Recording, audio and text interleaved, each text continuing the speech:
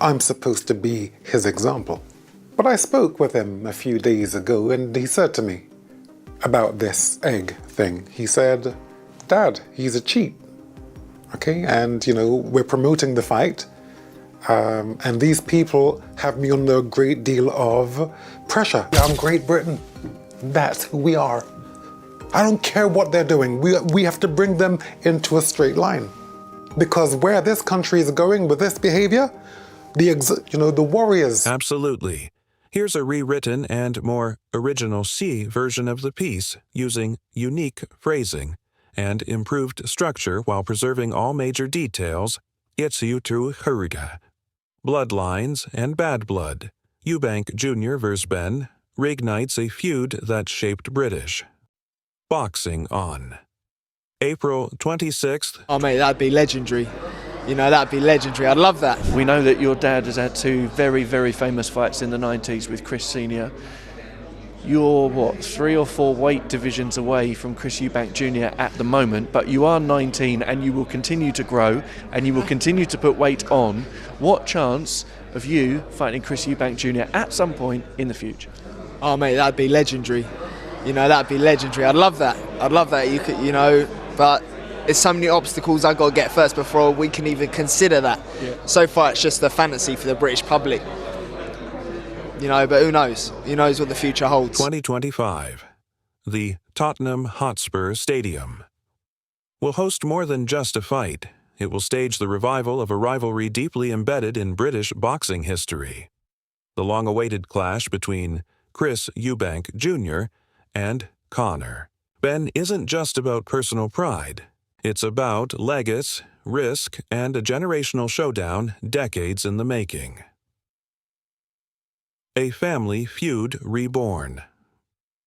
The original saga began in the early 1990s when Chris Eubank Sr. and Nigel Benn became household names through their explosive rivalry. Their first bout in 1990 ended with Eubank Sr. scoring a 9th-round TKO. The rematch in 1993, equally intense, concluded in a hard-fought draw. These two warriors represented more than just... it's a mismatch. It's an entertaining matchup. Why is it a mismatch? Because of ability, because of weight classes. Chris Jr. is a middleweight and a super middleweight. He's naturally a super middleweight. So, he's having to starve himself to come down and, with all the catch weights and all of this stuff, it's a mismatch. Okay. He is operated at world level. He's been in with the likes of George Groves and, the list goes on. It's a mismatch in ability and weight class. How is your relationship with your dad now? We're in a weird, we're in a strange place in our lives at the moment. It's very hard to kind of, go through an entire career being with your old man and then to not have him around anymore in terms of, the boxing side of things. But I just felt that that's what I needed. I felt like I wanted to, and I would say this to him as well, I was like, listen, I'm going to write a book one day. The book can't be everything that my dad said I should do, I did. Mm-hmm. I've got to find out on my own. I've got to make my own choices. I've got to write my own future. Contrasting fighting styles, they became symbolic of boxing's raw emotion and spectacle. Fast forward to 2025, and the next generation is ready to write its own chapter. A delayed battle. With baggage, a showdown between Eubank Jr. and Benn has long been anticipated. However, the original date set for October 2022 was scrapped after Benn tested positive for a banned substance that artificially boosts testosterone. Benn claimed the result stemmed from eating excessive amounts of eggs, a defense met with a mix of amusement and disbelief. Despite the scandal, he was eventually cleared by UK anti-doping. Now, with the rematch rescheduled and stakes higher than ever, the concerns around the fight extend far beyond the ropes. £8? You better watch out, dreadlocks. You better watch out, because we are come for you. Oh, sorry. It's my mother's tongue again. It comes through. You'd better watch out, because we're not playing. We're real, and we are a terror. And the procedure will be parliamentary. Rastafari. Eubank Sr. sounds the alarm. Chris Eubank Sr. has made no secret of his unease about the bout. His objections center around the 157-pound catchweight limit, which forces his son to shed weight below his natural middleweight threshold of 160 dialabumbis. Eubank Sr. has repeatedly warned that this drastic cut could have dire health consequences for his son, even stating in a heated interview, "You tried to murder my boys. I'm coming for you." He criticized the promoters for valuing profits over safety, accusing them of disregarding the long-term well-being of the fighters.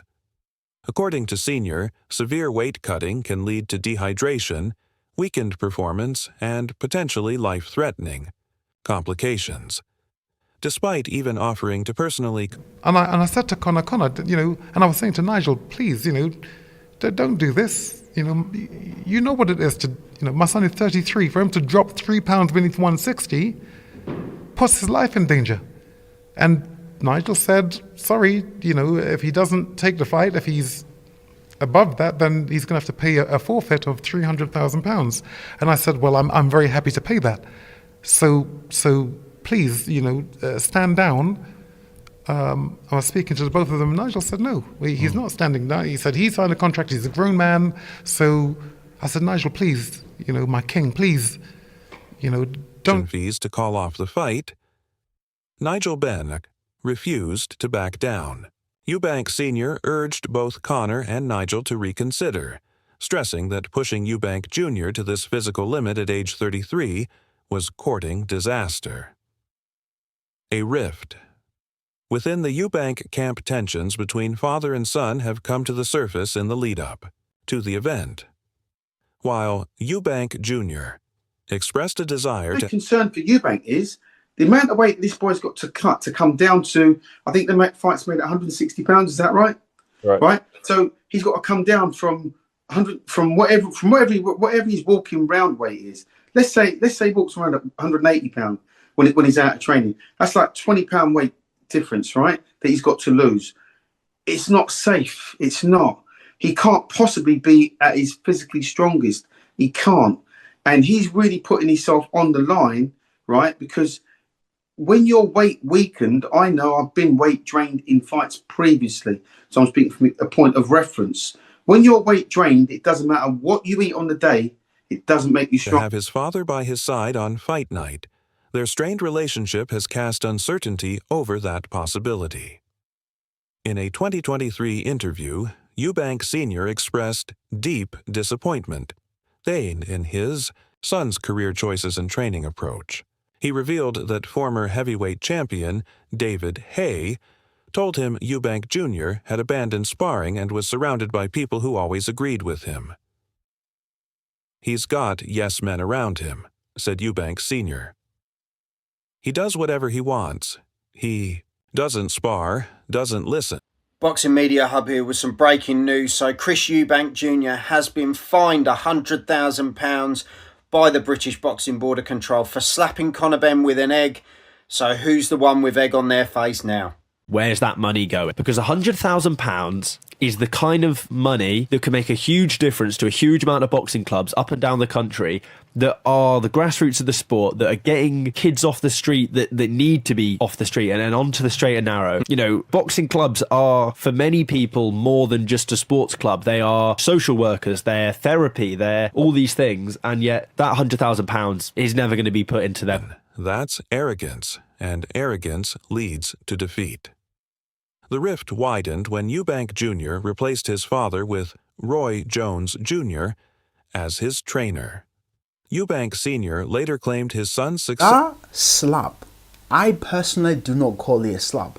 I call that a marketing stunt, and that have helped to publicize or market or sell the fight way more, because Chris had to do that, and he basically made the fight very, very personal.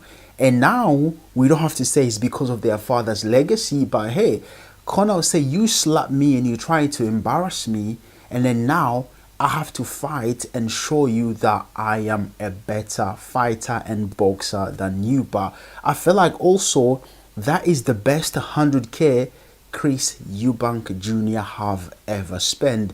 Listen, I would like to know your ringside opinions in the comments. Let me know what you think about it. Success was largely due to his own efforts behind the scenes. He would never have made the money he has without me. Ichur, egg, gate, and escalation. That I'll be watching. I'll be there obviously on the night, but if I wasn't there, what have you made of the antics? I would be watching it. What have you made of the antics? Do you think? I mean, I've seen worse. I said about Chisora in throwing the table towards Dylan White. I was filming it. I was sitting in the front row of the press conference. I was at the press conference, and I was laughing and joking about it. And afterwards, it was okay. It was a bit of a rant by Chisora, but we expect that from Chisora. I'm not going to lie, when it happens, I laughed my head off. I absolutely laughed my head off. I did too. I thought it was quite poetic. I thought what happened was quite funny. It wasn't dangerous. It wasn't something that, like, I had someone, Nigel, saying I thought he glassed him. I can understand by the noise of it. Things happen fast in the heat of a moment. I get it. But afterwards, all's well that ends well, really. And it's created a lot more fuss about the fight, a lot more column inches, a lot more press and publicity. All publicity is good publicity. But then the board come in and think they can find a fight at £100,000 for it, and that's their prerogative, but it didn't sit right. If the personal drama wasn't enough, the fight's promotional trail took a dramatic turn when Eubank Jr. smashed an egg on Conor Benn's face. During a press conference, a symbolic jab referencing Benn's controversial drug test defense. The act earned Eubank Jr. a $100,000 fine, though he stood by it. It wasn't just an egg, it was a message to the world and to cheaters. The stunt sparked mixed reactions. Former pro Paul Smith called it poetic, while Liam Smith felt it crossed the line. Even Nigel Benn, though protective of his son, acknowledged that Conor must learn to navigate these provocations with maturity and composure. Alternate paths and what could have been Eubank Sr. Sitting up here today on a stage with two of the scummiest characters in boxing, in my opinion. A drug cheat and a man who did everything in his power to help him get away with it. So me throwing an egg at somebody who absurdly claims that is the reason why he failed 2 drugs tests because of contaminated eggs, I think that's light. And I think that's deserved. He deserved the embarrassment of what happened. You know, if I had an opportunity to do it again, I would. Has proposed an alternate route. That Conor Benn stick to his natural weight class of E147 LABs and aim for titles in the welterweight division. He even floated the idea of Benn facing Harlem Eubank, his nephew, who recently called out Conor in public. It's a fight that would preserve health and legacy without the danger posed by the 157-pound limit. More than a fight. As the April 26th showdown draws near, it's clear this isn't just about who wins in the ring. It's a collision of past and present, of tradition and modernity, of ego and emotion. In one corner, the son of a legend trying to forge his own identity. In the other, a man fighting not only for victory, but perhaps for vindication, legacy, and the weight of his father's expectations. Would you like a condensed version for a blog intro or social media post? You lost to a fighter called Billy Saunders. You shouldn't have lost that fight. You lost it because you were disobedient to the plan that I gave you. You started fighting after the 6th round to prove to me that you could beat him at any time. I expressly put down in solid words, you are not fighting Billy Saunders, you are fighting the promoter. And you will not beat the promoter. As they say, you'd have to knock him out to get a draw That's the humour they use. That's the influence of the promoters. And you gave him the first 6 rounds. You know, as far as I'm concerned, the fight belongs to Harlem the Gold Eubank, and you should be fighting Billy Joe Saunders and record a win over him, which you should have in the first instance. What more can I say?